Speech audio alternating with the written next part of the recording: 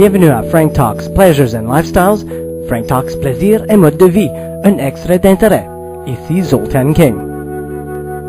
L'article qu'on vous présente cette semaine est écrit par Nicole Gibault, sexologue. Le monde des échangistes n'est pas aussi bizarroïde qu'on peut le croire. Ce sont des gens normaux qui assument leur mode de vie sans faire d'éclat, sans déranger ni jamais forcer personne à se joindre à eux. L'échangisme est à la fois une ouverture sur la façon de vivre ses fantasmes et une ouverture sur la communication de base de ses besoins. L'harmonie sexuelle est souvent difficile à trouver dans un couple. L'alternative pour certains, c'est de vivre ouvertement et honnêtement en accord avec leur partenaire des aventures sexuelles échangistes, ce qui est de loin préférable aux tromperies populaires. Comme dans tous les milieux, y compris celui des échangistes, il y a et il y aura toujours des gens qui viendront expérimenter. Certains seront très satisfaits et d'autres moins. Certains expérimentateurs voudront recommencer et d'autres se contenteront de cette unique expérience. Une bonne connaissance de soi est bien entendu nécessaire afin de bien positionner ses limites et les respecter. L'échangisme comporte des avenues variées selon les types de personnalités. Pour les uns, certaines pratiques sont fabuleuses et pour les autres inconcevables. Nul n'est en mesure de juger les limites des autres puisque la pratique échangiste est aussi personnelle que la nutrition en tant que qualité et quantité. Les participants n'ont généralement pas de problème de drogue, d'alcool ou de violence.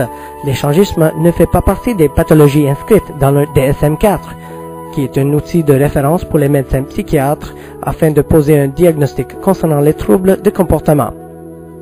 L'échangisme n'est pas une déviation sexuelle, il se pratique entre adultes consentants dans le respect des limites de chacun. L'échangisme se vit sur un continuum selon les différents participants. Certains couples sont typiquement exclusifs, d'autres couples vivent leur expérience séparément. Les seules règles à respecter sont celles fixées entre les partenaires. Il y a des situations où le tableau d'humain qui se dresse devant nous est aussi gracieux qu'une toile de Léonard da Vinci ou aussi franc qu'une toile de Renoir. En tant que sexologue, j'approuve cette pratique, tant et aussi longtemps qu'elle convient aux deux personnes à l'intérieur du couple. Je la désapprouve si elle se joue de manière unilatérale à l'intérieur du couple. Allez donc, amusez-vous, protégez-vous et vivez pleinement ces moments de plaisir tant qu'ils vous conviendront. C'était un extrait d'intérêt de la sexologue Nicole Gibault. Pour de plus amples renseignements ou pour contacter Madame Gibault, composez le 450-347-9890. Le 450-347-9890. Pour Frank Talks Pleasures and Lifestyles, plaisir et mode de vie, ici Zoltan King. Soyez bien dans votre peau. Frank Talks is sponsored in part by Everything Out of Her Mouth is a Test, a man's guide to the emotional needs of women. Ladies, do you want the man in your life to understand you on your level? Do you want your man to be able to listen to you and address all of your emotional needs? Show him how much you really want your relationship to be the best it can be. Everything Out of Her Mouth is a Test makes a perfect gift. The book written by a man, for men, is endorsed by every woman that reads it. This book is a guide for men to understand exactly what a woman means when she speaks. Is that worth changing your life forever? Buy this book at franktalks.com now.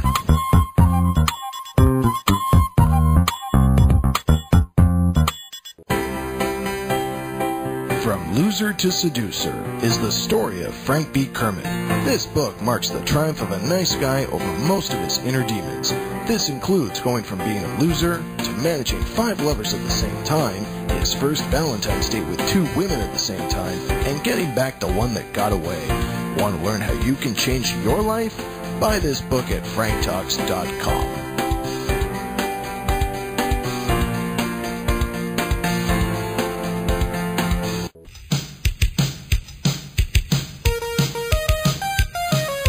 Frank Talks Pleasures and Lifestyles mission statement.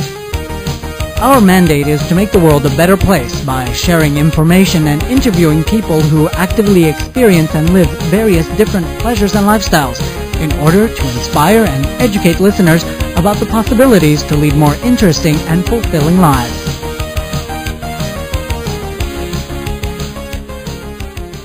You're listening to Frank Talks Pleasures and Lifestyles, and I'm Frank because I have to be. Nous sommes dans le studio avec Nicole Gibault, une sexologue. Bienvenue d'une autre fois dans le studio, Nicole. Merci encore. On va continuer cette entrevue avec la prochaine question. Qu'est-ce que sont les sacrifices pour devenir et pour être une sexologue? Beaucoup de travail, dans mon cas de la persévérance. Bien entendu, le travail universitaire, c'est pas de tout repos tout le temps. D'aimer faire ce qu'on fait, d'aimer travailler, ce qu'on travaille. Les sacrifices, pour devenir sexologue, moi, ça n'a pas été un gros sacrifice, mis à part les études, là, d'aller à l'université, de revenir, et le voyagement et puis tout ça, composé avec la famille, mais c'est le travail. C'est le travail. Dans l'autre côté de cette question, qu'est-ce que sont les plaisirs dans la profession de sexologue? Le travail! Beaucoup de plaisir. Moi, j'aime ça, j'adore ce que je fais. J'adore communiquer ce que je connais. J'adore aider les gens, ne serait-ce qu'un petit peu. Ça me fait toujours plaisir de faire. Alors, les plaisirs sont immenses, les plaisirs sont agréables. Quand ça fait sourire les gens, quand je disais tantôt, ça fait sourire les gens, ben c'est vrai que ça fait sourire les gens et ça aussi, ça fait plaisir, à quelque part. Une autre question. Vous avez beaucoup de projets. Vous écrivez beaucoup d'articles.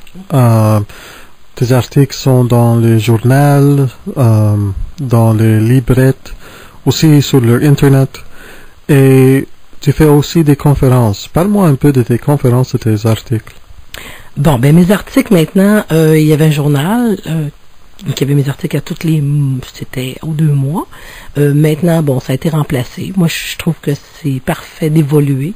Alors, je me promène sur Internet, dans des journaux papier, et mes conférences que je donne, c'est une première. C'est des conférences qui sont interactives avec les gens. Alors, les gens peuvent poser des questions instantanément pendant qu'on fait la conférence sur les sujets précis. Comme la dernière conférence que j'ai faite sur 6 sujets. Et les gens me posaient des questions au fur et à mesure. Alors, on a défoncé le temps d'1h30. Mais les gens étaient toujours là, présents, contents. C'est super agréable. Puis mon approche est très humoristique. Alors, ben, ça fait partie de moi aussi. J'en ai parlé un peu tantôt. Alors, pour moi, c'est de dédramatiser certaines situations que pour des gens trouvent, dramatiques. On règle rien en conférence, mais on apprend des choses d'une façon agréable et confortable.